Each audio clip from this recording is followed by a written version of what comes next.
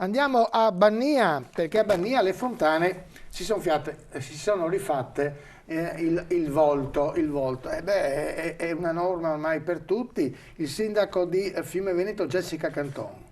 Sì, direttore, il prossimo Consiglio Comunale, il 24 di questo mese, andremo ad approvare infatti una convenzione con la parrocchia di Bannia, proprio in relazione a questa fontana che vediamo qui nella foto, che fa parte in realtà di un progetto più ampio, che è un progetto relativo a un fondo europeo per il quale il Comune di Fiume Veneto ha ricevuto un contributo di 30.000 euro ed è destinato a progetti sovracomunali che vadano a valorizzare i territori delle aree rurali dei Magredi, delle risorgive e della pianura pordenonese. Nel caso di Fiume Veneto andiamo a valorizzare l'antica strada Postumia, ossia appunto quella, come sappiamo, quella via consolare romana che collegava Aquileia a Genova.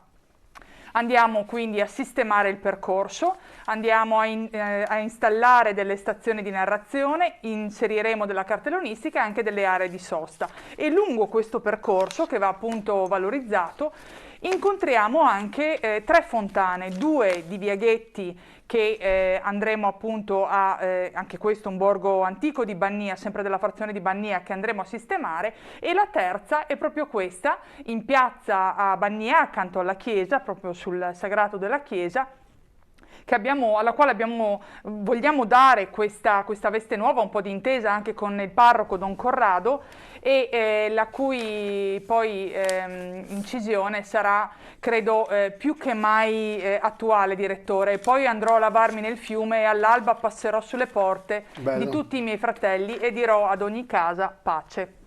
Molto bello. Grazie Jessica Canton, sindaco di Fiume Veneto. Andiamo invece